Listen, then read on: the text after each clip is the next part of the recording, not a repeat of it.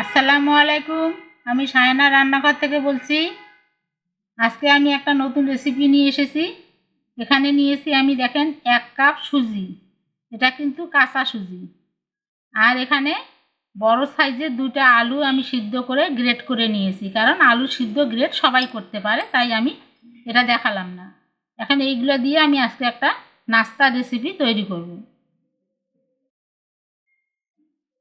আমি গ্যাসে একটা কড়াই বসিয়ে তেল দিয়ে দিছি। দেখেন তেলটার পরিমাণটা দেখেন, অল্প, মানে 1 টেবিল চামচ। আমি সেই পরিমাণে তেলটা দিয়েছি, যেহেতু আমার আলুর পরিমাণটা কম, তাই আপনারা আলুটা বুঝে তেলটা দেওয়ার চেষ্টা করবেন। গরম তেলে দিয়ে দিচ্ছি আমি কিছু পেঁয়াজ কুচি আর কাঁচামরিচ কুচি। আপনারা ঝালটা আপনাদের মতো করে বুঝে দিবেন। আমি এই পেঁয়াজ আর মরিচটাকে একটু হালকা ভেজে নেব।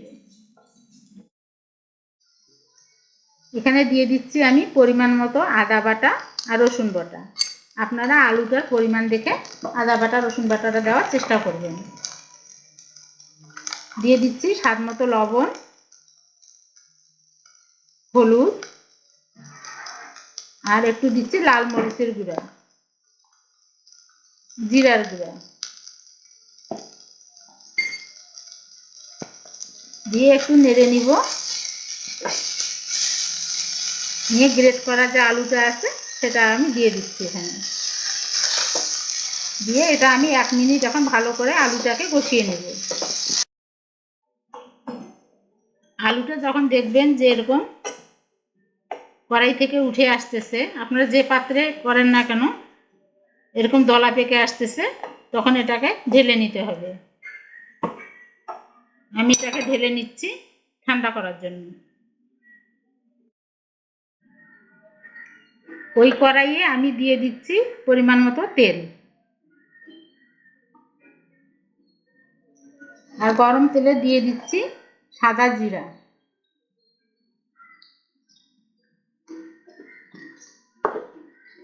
জিরাটা যখন একটু ফুটে আসবে, দেখেন জিরাটা ফুটে আসছে, এখন আমি যে কাপ দিয়ে সুজি নিয়েছি সেই কাপের 2 কাপ এখানে আমি পানি দিয়ে দিচ্ছি। আর সঙ্গে দিতে হবে পরিমাণ মতো লবণ। এখন পানিটাকে আমি ফুটানোর জন্য অপেক্ষা করব। পানিটা আমার ফুটে গেছে। এখন অবশ্যই গ্যাসের চুলার জালটা আপনারা মিডিয়ামে রাখবেন, রেখে তারপর সুজিটা দিবেন, তা না হলে দলা পেকে যাবে। এখন আমি আস্তে আস্তে সুজিটা দিচ্ছি আর নাড়তেছি। এভাবে আস্তে আস্তে নাড়তে নাড়তে আমি একটা ডো তৈরি করব। তো ডোটা তৈরি করে নিয়ে ফিরে আসছি। দেখেন আমার ডোটা তৈরি হয়ে গেছে। একদমই শক্ত করতে যাবেন না, এরকম একটু নরম নরম রাখতে হবে। সুজিটা ঠান্ডা হয়ে গেলে কিন্তু শক্ত হয়ে যাবে, তাই এরকমভাবে একটু নরম করে নিতে হবে। আমি এখন একটা প্লেটে ঢেলে নেব। আমার আলুর ডোটা ততক্ষণে ঠান্ডা হয়ে গেছে। এখন এটাকে আর একটু সুন্দর করে মথে নিব। মথে নেওয়ার পর আমি একটু তেল মাখিয়ে নিচ্ছি। নিয়ে এখান থেকে এরকম করে ছোট ছোট ছোট ছোট করে বল তৈরি করব। এই যে এতটুকু এতটুকু করে আমি বলটা তৈরি করে নিচ্ছি।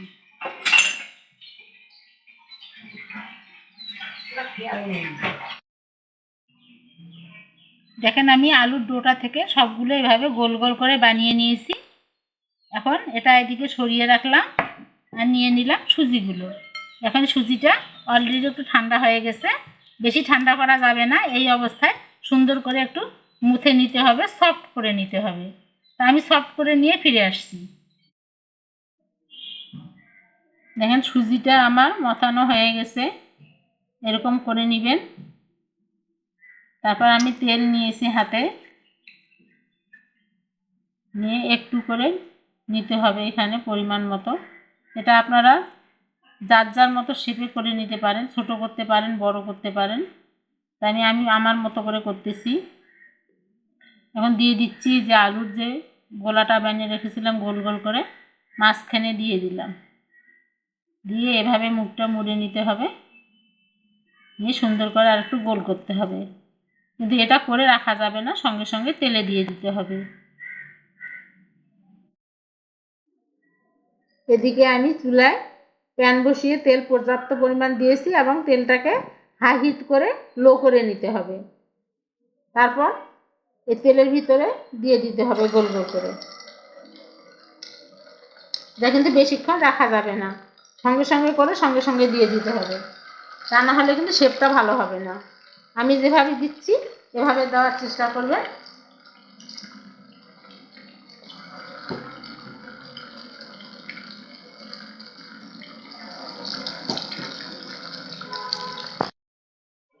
এক ব্যাচে আমার এই কয়েকটা ধরেছে, এখন এক পিঠ হওয়ার জন্য আমাকে অপেক্ষা করতে হবে।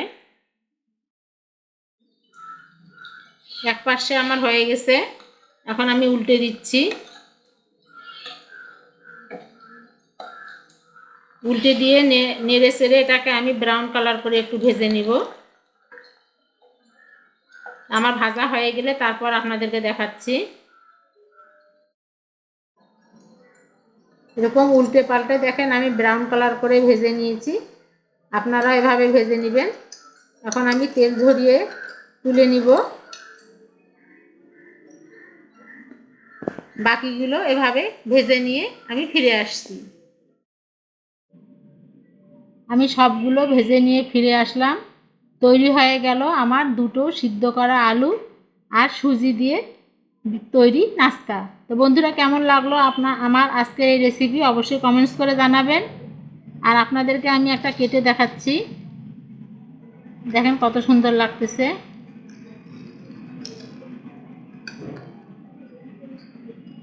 ভিতরটা দেখেন আলুর পুরে ভরা, কত সুন্দর লাগতেছে দেখতে। কেমন হলো অবশ্যই কমেন্টস করে জানাবেন, আমার লাইক দিতে ভুলবেন না, আর সাবস্ক্রাইব করে পাশে থাকার চেষ্টা করবেন। আল্লাহ হাফেজ।